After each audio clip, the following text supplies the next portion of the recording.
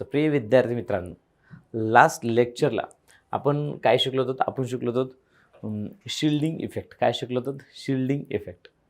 तर ह्या लेक्चरमध्ये आपण शिकणार आहोत शिल्डिंग इफेक्टच्या नंतर ह्या लेक्चरमध्ये इफेक्टिव्ह न्यूक्लिअर चार्ज शिकणार आहोत. काय असतो हो इफेक्टिव्ह न्यूक्लिअर चार्ज? काय असतं effective nuclear charge? Effective nuclear charge काय असतं मी तुम्हाला सांगतो या. Effective nuclear charge. तर इफेक्टिव्ह न्यूक्लिअर चार्ज म्हणजे काय असतं? मी मागे जसं सांगितलं होतं शिल्डिंग इफेक्ट. शिल्डिंग इफेक्ट सांगितलं होतं. शिल्डिंग इफेक्ट सांगितलं होतं. काय असतं shielding effect? Sir, inner electron outer electron repulsion करणे म्हणजे शिल्डिंग इफेक्ट. ओके, हे झालं. आता इफेक्टिव्ह न्यूक्लिअर चार्ज म्हणजे काय असतो? तर इफेक्टिव्ह न्यूक्लिअर चार्ज म्हणजे काय असतो? जेवढं पॉझिटिव्ह चार्ज आहे, समजा इथं 2+ आहे, तर जेवढं पॉझिटिव्ह चार्ज आहे तेवढं त्या इलेक्ट्रॉनला फीलच होत नाही. म्हणजे मम्मी जेवढं प्रेम करत आहे त्या मोठ्या भावाला फीलच होत नाही. कारण की हा छोटा भाऊ काय करतोय? रिपेल करतोय. म्हणून इफेक्टिव्ह न्यूक्लिअर चार्ज म्हणजे काय असतं? हे बघा, 2+ चार्ज आहे म्हणजे न्यूक्लिअर चार्ज आहे, लक्षात ठेवा. +2 आहे म्हणजे न्यूक्लिअर चार्ज आहे. जर एवढं सगळं फील झालं असतं तर फक्त आपण त्याला न्यूक्लिअर चार्ज म्हणलं असतो. बट त्याला तेवढं सगळं फीलच होत नाही, त्याच्यामुळे आपण इफेक्टिव्ह न्यूक्लिअर चार्ज म्हणतो. म्हणजे काय? Net positive charge experience by valence electron. Net positive charge experience by valence electron after the shielding effect. Repulsion झाल्यानंतर उरलेलं जे काही ह्याचा बाळानो अट्रॅक्शन असेल, जो फील करत असेल, this is called as a effective nuclear charge. लक्षात ठेवा. कळतं का तुम्हाला? म्हणजे त्याला असं वाटत आहे की आई त्याला 100% प्रेम करत नाही, त्याला 80% प्रेम करत आहे. समजा भाऊ 20% प्रोटेक्ट करत असेल तर त्याला वाटतं 80% म्हणजे काय झालं? Effective nuclear charge. 100% त्याला भावना पोहोचल्या असत्या तर त्याला न्यूक्लिअर चार्ज म्हणलं असतो. पण त्याला 100% भावना पोहोचत नाहीत. ही दलिंदर जे आहे छोटा भाऊ, तो काय करतोय? रिपेल करतोय आणि आईला काय करतोय? प्रोटेक्ट म्हणजे काय करतोय? शिल्ड करतोय. शिल्ड. आई माझी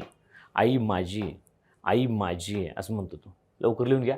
net positive charge experience by valence electron. म्हणजे जेवढं पॉझिटिव्ह आहे बानो ते एक्सपिरियन्स करू लागले आफ्टर द शिल्डिंग. शिल्डिंग झाल्यानंतर जे काय पॉझिटिव्ह चार्ज फील करू लागला आहे, this is called as a effective nuclear charge. Effective nuclear charge. शॉर्टकटमध्ये त्याला झेड इफेक्टिव्ह सुद्धा म्हणतात बानो. काय म्हणतात? झेड इफेक्टिव्ह सुद्धा म्हणतात.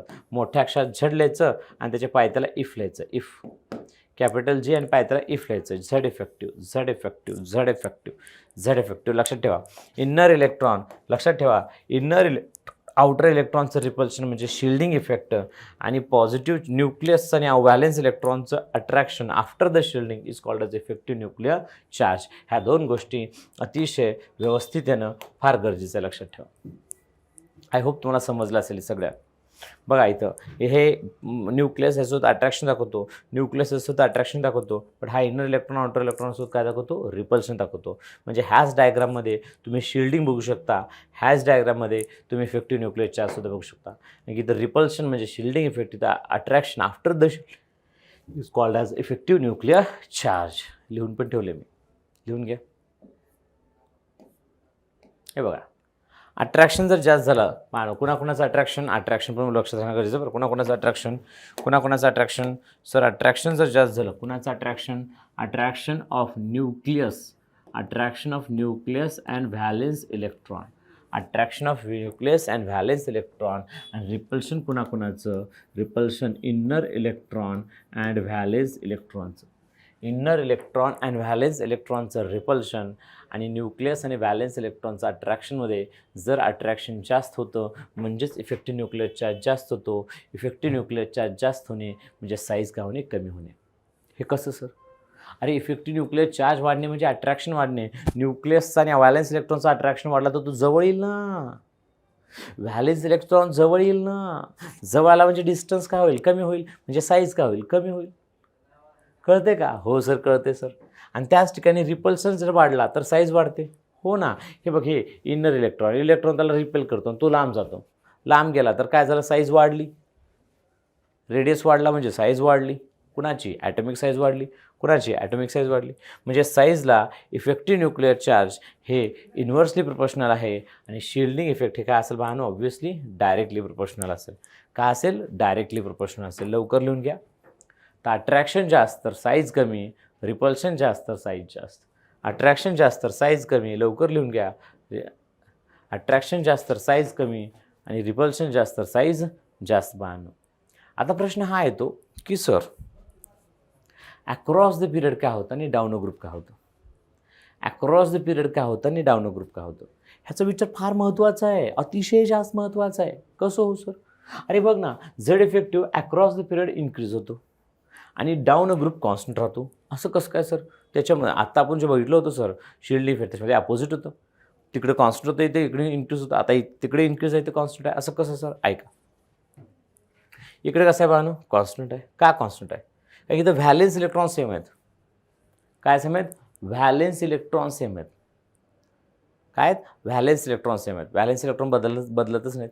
जसं आपण मागे भेटलो होतो की तिकडं जाता जाता शील्ड इफेक्ट कावर कॉन्स्टंट होते? की इनर इलेक्ट्रॉन कॉन्स्टंट होते. इथं व्हॅलेन्स इलेक्ट्रॉनच कॉन्स्टंट आहेत. आता इकडे जाता जाता व्हॅलेन्स इलेक्ट्रॉन वाढून लागतात. सोबत प्रोटॉन वाढतात. प्रोटॉन पण वाढू लागले, व्हॅलेन्स इलेक्ट्रॉन पण वाढू लागले, दोघांचं अट्रॅक्शन वाढणार. अट्रॅक्शन वाढला म्हणजे इफेक्टिव्ह न्यूक्लियर चार्ज वाढणार. इफेक्टिव्ह न्यूक्लियर चार्ज वाढला, साईज कमी होणार. बघा ना कसलं मस्त आहे. Lithium, beryllium, boron, carbon, nitrogen, oxygen, fluorine. ह्याचा ॲटॉमिक नंबर 3, 4, 5, 6, 7, 8. इलेक्ट्रॉनिक कॉन्फिगरेशन काय आहे ह्याचं बघ. ह्याचं काय आहे? 2s2, 2s1, 2s2, 2s2, 2p1, 2s2, 2p2, 2s2, 2p3, 2s2, 2p4, 2s2, 2p5. Electronic configuration तर पाठच पाहिजे, लक्षात ठेवा. त्याच्यामध्ये आधी शिकवले आणि 10 म्हणले मी, ते माहीत पाहिजे, लक्षात पाहिजे. मग याच्यामध्ये बघा असं होतं ना, वननेस आहे बाळा. आता इनर इलेक्ट्रॉन सेम आहे, त्याच्यात इनर इलेक्ट्रॉन कसे आहेत? सेम. आता आउटर इलेक्ट्रॉन वाढू लागले आणि नंबर ऑफ प्रोटॉन पण वाढू लागले. प्रोटॉन वाढू लागले, आता व्हॅलेन्स इलेक्ट्रॉन किती? 1, valence electron 2, valence electron 3, valence electron 4, valence electron 5, valence electron 6, valence electron 7. प्रोटॉनची संख्या 3, ॲटॉमिक नंबर 3 म्हणजे प्रोटॉनची संख्या 3, 3, 4, 5, 6, 7, 8, 9. प्रोटॉनची संख्या वाढू लागली, इलेक्ट्रॉन वाढू लागले, तर अट्रॅक्शन वाढणार. म्हणजे इलेक्ट्रॉन सेम ऑर्बिटमध्ये एंटर होऊ लागलं ना. इथं लक्ष द्यावं बाबा. Atomic number increases, electron in same orbit, attraction between nucleus increases, effective nuclear charge increases, size decreases. लिहून घे लवकर लिहून घे.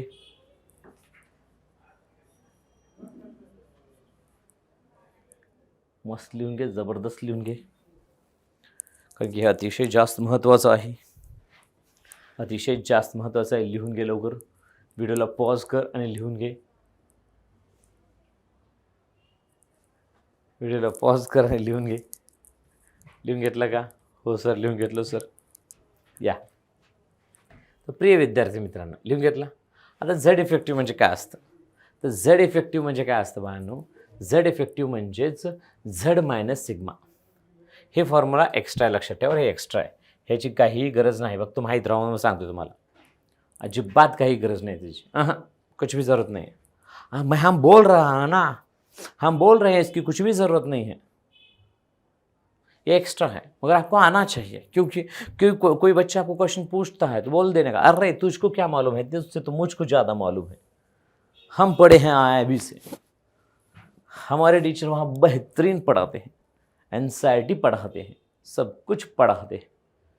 नेक्स्ट देख अभी क्या होगा. Z effective is equal to Z minus sigma होगा. Z इफेक्टिव मतलब क्या होगा? Effective nuclear charge. Z मतलब तुझको भी मालूम है, atomic number, that means nuclear charge. और sigma that means shielding effect. Shielding effect को सिग्मा से इंडिकेट किया जाता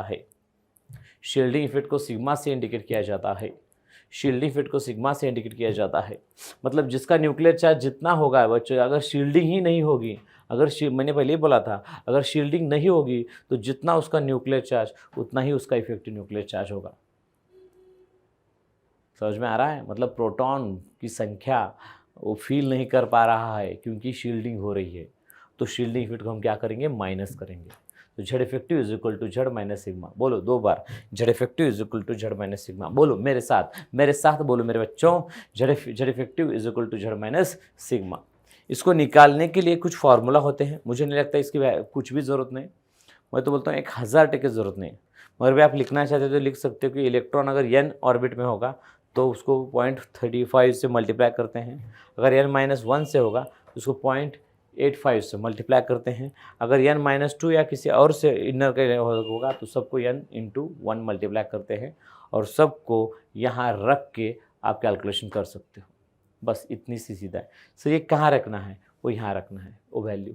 Z आपको मालूम है, एटॉमिक नंबर लिख लो, और जितने n के इलेक्ट्रॉन हैं, जितने n-1 के इलेक्ट्रॉन हैं, जितने n-2 के इलेक्ट्रॉन हैं, उनको मल्टीप्लाई करो, उनको एडिशन करो, उनको यहाँ रखो और वो सब्सट्रैक्ट हो जाएगा और जो बचेगा वो इफेक्टिव न्यूक्लियर चार्ज होगा। लिख ले भाई साहब। और जिस इलेक्ट्रॉन का निकाल रहा हूँ उसको छोड़ के बाकी सबको काउंट करना पड़ता है, मगर इसकी कुछ भी ज़रूरत नहीं है, मैं 200% बोल रहा हूँ आपको। हे बघा, size is directly proportional to shielding effect and inversely proportional to Z effective. म्हणलं साईज बानो लक्षात ठेवा, शिल्डिंग वाढू लागलं म्हणजे साईज वाढते, कारण की रिपल्शन वाढतो ना, आणि इफेक्टिव्ह न्यूक्लियर चार्ज वाढतो म्हणजे जर अट्रॅक्शन वाढतो तर साईज कमी होईल ना. तर अशा प्रकारे हे दोन गोष्टी तुम्हाला मस्ट मस्ट मस्ट यानं गरजेचं आहे बानो. हे अतिशय जास्त महत्त्वाचे आहेत, अतिशय जास्त महत्त्वाचे. आता तुम्ही म्हणसाल सर हे जे NCERTमध्ये कुठेही सर NCERTमध्ये आम्ही कुठं बघितलंच नाही सर याला, तुम्ही आम्हाला NCERT दाखवू शकता का? हो, का नाही? NCERT दाखवतो मी तुम्हाला. कुठे आहे बाबा NCERT? आहे का इथे NCERT?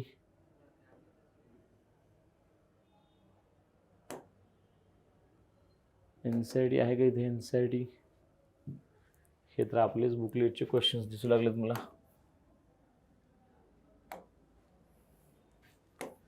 NCERT आहे का? NCERT. हे काय? हे आपले शॉर्ट नोट्स आहेत.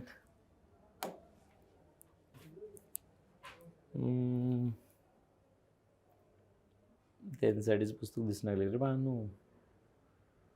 डिशका नाही बानू, ते NCERTचं बुक नाही. तर माझ्याकडे होतं अगोदर NCERTचं बुक, आता दिसत नाही NCERTचं बुक मला. तर NCERTचं बुक सध्याला इथं अवेलेबल करून घेतो मी नंतर, आणि त्याच्यानंतर आपण MCQ वगैरे म्हणजे तुम्हाला NCERTवरून शिकवायचं ना मला. तर हे आपल्याकडे बुक आहे ज्याच्यामध्ये सगळे प्रिवियस इयरचे बानो MCQ आहेत. तर हे प्रिवियस इयरचे सगळे MCQ आपल्याला सॉल्व करायचे आहेत वेळोवेळी.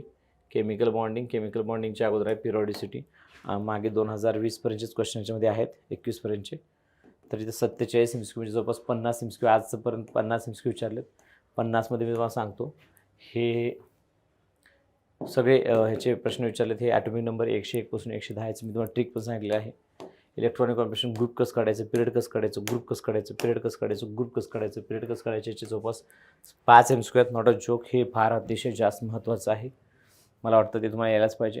त्याच्यानंतर ट्रेंड्स. त्याच्यामध्ये थोडंसं काय करायला पाहिजे, तर ट्रेंड्समध्ये ना ट्रेंड्समध्ये 4 ट्रेंड्स येतात. एक साईज, एक आई, एक EA आणि एक इलेक्ट्रोनेगेटिव्हिटी. हे 4 ट्रेंड्स येतात.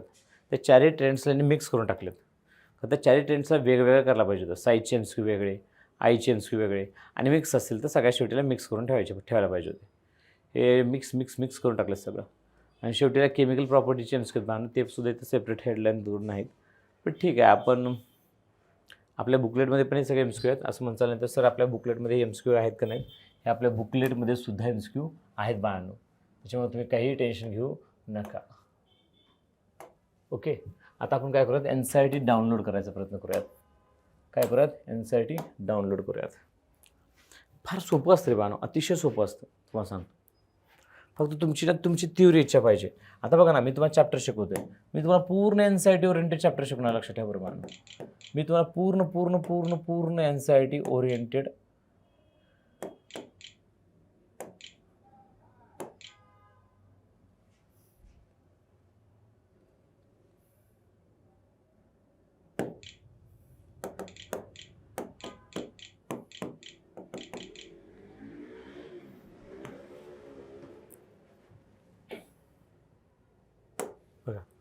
NCERT oriented Bano. पूर्ण आपण अख्खा चॅप्टर कशावर ओरिएंटेड शिकत बानो, NCERT ओरिएंटेड. अख्खा चॅप्टर आपण NCERT ओरिएंटेड शिकायचं. थांबा, ह्याच्यामध्येही आपण काय करू, ह्याच्यामध्ये बारकोड दिसत नाही म्हणजे काहीतरी घोळ आहे. थांबा एक मिनिट बानो, वायर अडकला आपल्या पायात, वायर आधी काढून टाकू आपल्या पायातला. NCERT ओरिएंटेड याच्यात आहे का, काहीतरी वेगळंच ओपन झालं की रे डिस्क्या. चला, लेटेस्ट वाला या बानो. लेटेस्ट वाला तर नाही भेटत आपल्याला, ते नंतर डाउनलोड करूत आपण. तिथं पूर्ण तुम्हाला NCERT ओरिएंटेड, पूर्ण NCERT ओरिएंटेड शिकलं जाईल बाळा, पूर्ण NCERT ओरिएंटेड शिकलं जाईल. तुम्ही काही टेन्शन घेऊ नका त्याचं, काही टेन्शन घ्यायची गरज नाही. पूर्ण NCERT ओरिएंटेड शिकलं जाईल तुम्हाला. हे आपलं तिसरं चॅप्टर आहे. तुमच्या 11वीच्या NCERTमध्ये भेटला तर तिसरं चॅप्टर आहे. आणि ह्या तिसऱ्या चॅप्टरमध्ये सुरुवातीला तर काय, कुठल्या सायंटिझमला कधी काय केलं हे तर आपण सगळ्यात लास्टला शिकणार आहोत. आणि याचं काही इम्पॉर्टन्स नाही.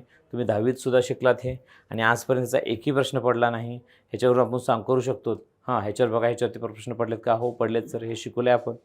ओके. त्याच्यानंतर आपण हे बघा, तुम्हाला मी सांगतो इथं हे सगळे ब्लॉक, एस ब्लॉक म्हणजे काय, पी ब्लॉक म्हणजे काय, डी ब्लॉक म्हणजे काय, त्यांचे प्रॉपर्टीज वगैरे वगैरे आहे तिथं. त्याच्यानंतर सगळ्यात महत्त्वाचं चालू होतं ते आहे बाळांनो, periodic trends in physical properties. हेच येण्यासाठी तुम्हाला, हेच periodic trends in physical property येण्यासाठी तुम्हाला बाळांनो शिल्डिंग इफेक्ट आणि effective nuclear charge, periodic table, हे सगळ्यांचा ॲटॉमिक नंबर, त्यांचे configurations, outer electron, general outer electron configurations, ह्या सगळ्या गोष्टी येणं मस्ट आहे. सगळ्या गोष्टी यावं लागतं तुम्हाला, सगळ्या एकदम खतरनाक डेंजर यायला पाहिजे, डेंजर येणार ते तुम्हाला येणार. आणि ते तुम्हाला कोण शिकवणार, हे सगळं तुम्हाला IIBचे टीचर शिकवणार. मला लक्षात ठेवा, मी शिकवणार, माझ्यासोबत आपले IIBची टीम शिकवणार, सगळं शिकवलं जाईल तुम्हाला. काही टेन्शन घ्यायची गरज नाही. इथं आपण ट्रेंड्समध्ये, फिजिकल ट्रेंड्समध्ये आपण पहिल्यांदा बघणार आहोत atomic radii, atomic and ionic radii. आता atomic and ionic radii start झाल्यानंतर मी तुम्हाला NCERT oriented line to line सगळ्या गोष्टी सांगत जाणार. सगळ्या गोष्टी सांगणार बाळांनो तुम्हाला. NCERT ओरिएंटेड मी सगळ्याच गोष्टी सांगणार, लक्षात ठेवा. आता स्टार्ट करूयात बाळांनो, आपण आपलं काय स्टार्ट करूयात, periodic trends in physical properties. काय स्टार्ट करूयात, periodic trends in physical properties. आता periodic trends in physical properties आता तुम्हाला दाखवलं, तर पिरियॉडिक ट्रेंड्स इन फिजिकल प्रॉपर्टीजमध्ये ऐका काय आहे, ॲटॉमिक रेडिया आहे. इथं आपण ॲटॉमिक अँड आयनिक रेडिया बघणार आहोत. पण त्याच्या अगोदर का गरज भासली फिजिकल प्रॉपर्टी स्टडी करायची, काय गरज आहे. अरे आपल्या अख्ख्या पिरियॉडिक टेबलमध्ये 118 एलिमेंट आहेत. In periodic table 180 elements, and these elements show variation in their chemical properties, physical and chemical properties. बरं सध्याला फिजिकल शिकतोय. 180 elements, these elements show a variation in their physical properties when we move across the period and down a group. ज्यावेळेस आपण त्यांना across the period move करतो, down a group move करतो, तेव्हा त्यांच्या फिजिकल प्रॉपर्टीजमध्ये चेंजेस होतात. आणि त्या प्रॉपर्टीज कशा चेंजेस होतात, का चेंजेस होतात, ह्या सगळ्या गोष्टीचा विचार करण्यासाठीच आपण बाळांनो काय शिकणार आहोत बाळांनो, हे फिजिकल प्रॉपर्टीचे ट्रेंड शिकणार आहोत. त्याच्यामध्ये नंबर 1ला येतं वी शॉल डिस्कस. नंबर 1 काय डिस्कस करणार आहोत, आपण शिकणार आहोत ॲटॉमिक अँड आयनिक रेडिएशन बघणार आहोत. त्याला शॉर्टकटमध्ये प्रेमानं, लाडानं तुम्ही त्या साईज म्हणू शकता. काय म्हणू शकता, साईज. नंबर 2 आहे आयोनायझेशन एनर्जी. त्याला लाडानं तुम्ही आई म्हणू शकता. एवढं लिहून घ्या, फास्ट क्विक. लिहिलात का रे बाळांनो, हो सर लिहिलोच सर आम्ही, हो सर लिहिलोच सर. नेक्स्ट त्याच्यानंतर 3 नंबरला आहे इलेक्ट्रोनिगेटिव्हिटी. 3 नंबरला आहे इलेक्ट्रॉन अफिनिटी. NCERTमध्ये इलेक्ट्रॉन अफिनिटीच्या ऐवजी NCERTमध्ये इलेक्ट्रॉन गेन एन्थॅल्पी असा शब्द वापरला. काय वापरला शब्द, आपण पण तेच शब्द लिहायचा प्रयत्न करूयात. इलेक्ट्रॉन गेन एन्थॅल्पी, इलेक्ट्रॉन गेन एन्थॅल्पी हे NCERTत वर्ड यूज केला आहे बाळांनो. सगळ्यात जास्त जर महत्त्वाचं असेल तर ते आहे साईज. म्हणजे एकदा जर का साईज समजलं तर तुम्हाला EA हे सगळ्या गोष्टी ऑटोमॅटिक समजतात बाळांनो, ऑटोमॅटिक समजतात. तुम्हाला सांगतो, लिहून घ्या. आयोनायझेशन याची शॉर्टकटमध्ये काय म्हणतात, त्यालाच आई म्हणतात. इलेक्ट्रॉन गेन एन्थॅल्पीला डेल्टा EGH म्हणतात. डेल्टा पायथ्याला EG करा, नंतर कॅपिटल H म्हणा. नंतर म्हणू शकता मला तुम्ही इलेक्ट्रॉन निगेटिव्हिटी म्हणजे काय, EN, कॅपिटल E, पायथ्याला N. हे 4 गोष्टी आपण शिकणार आहोत. हे प्रत्येक गोष्ट सांगायला आपल्याला 2-3 दिवस लागतील. साईज समजून सांगण्यासाठी तुम्हाला 2-3 दिवस लागतील. आयोनायझेशन एनर्जी पटवून सांगायला तुम्हाला 2-3 दिवस लागतील. इलेक्ट्रॉन अफिनिटी म्हणजेच इलेक्ट्रॉन गेन एन्थॅल्पी समजून सांगायला तुम्हाला 2-3 दिवस लागतील. आणि इलेक्ट्रोनिगेटिव्हिटी. तर हे सगळं चालू असताना एक लक्षात ठेवा की IIBच्या बुकलेटमध्ये बाळांनो लक्षात ठेवा, बुकलेटमध्ये जे MCQ आहेत ते सगळे MCQ सॉल्व्ह करणं मस्ट आहे.